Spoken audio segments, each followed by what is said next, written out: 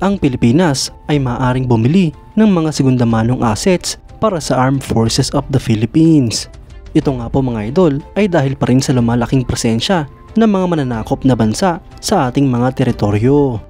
Yan ang pag-uusapan natin, pero bago yan, kung bago ka lang sa aking channel, huwag mong kalimutang mag-like, subscribe at i-hit mo na rin ang notification bell button para lagi kang updated sa mga bagong videos natin.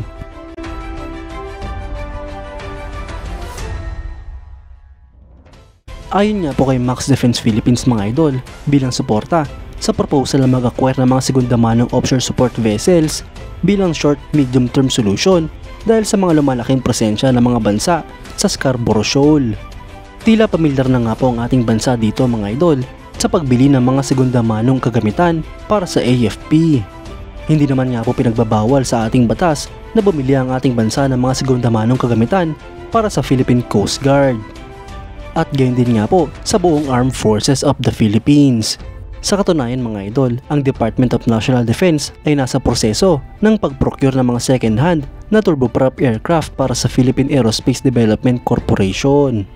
Habang ang DA Bureau of Fisheries and Aquatic Resources naman ay nag-procure ng mga second-hand na Cessna C208 Grand Caravan aircraft.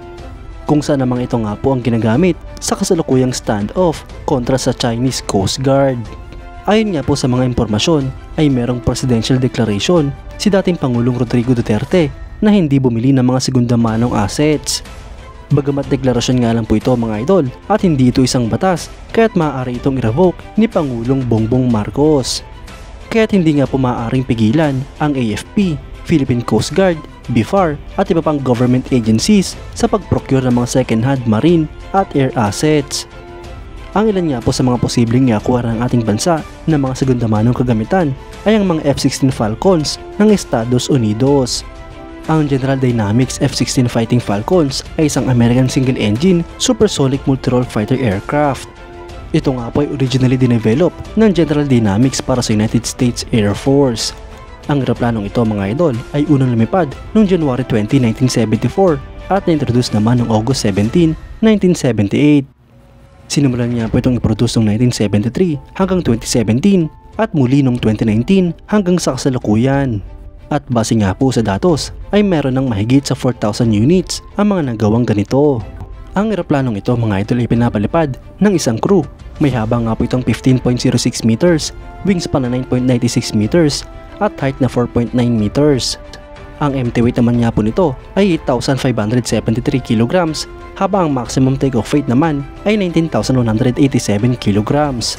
Ang power plant nga po nito ay isang General Electric F110 GE129 na para sa Block 50 aircraft. Ang performance naman ay meron nga po itong maximum speed na Mach 2.05 at combat range na 295 nautical miles. Para naman sa armament mga idol ay meron nga po itong isang 20mm M61A1 Vulcan 6 barrel rotary cannon na may 511 rounds. At meron nga po itong mga hardpoints, 2 sa wingtip, 6 sa ilalim ng wing at 3 sa ilalim ng fuselage. Ang mga ito nga po ay pwedeng lagyan ng rockets, missiles at bomba. Mga idol, isang magandang option nga po ang pagbili ng ating bansa ng mga segundamanong kagamitan para sa ating AFP. Kailangan nga po ito ng ating bansa mga idol dahil sa lumalaking presensya ng mga mananakop na bansa sa ating mga teritoryo. Patuloy pa nga rin pong hinaharas ang mga kababayan nating Pilipino mga idol sa sarili nating bansa. Kaya't oras na nga po mga idol na idepensa ang ating mga teritoryo at ang mga mamamayan nito. Hindi nga po ibig sabihin nito mga idol ay titigil na ang modernization program sa pagbili ng mga moderno at mas malalakas na assets. Dahil magsisilbi lamang na emergency requirement ng AFP ang mga assets na bibilhin ng ating bansa ng mga segundamano. Magpapatuloy pa nga rin po ang modernization program sa pagbili ng mga bago, moderno at mas capable na mga kagamitan. Kayo mga idol, anong masasabi nyo? Comment down below for your thoughts and opinions. At yan nga lang po ang pag-uusapan natin ngayon mga idol. Maraming salamat sa panonood. Huwag nyo rin kalimutang mag-like at subscribe bilang suporta sa ating channel. Mabuhay kayo mga idol!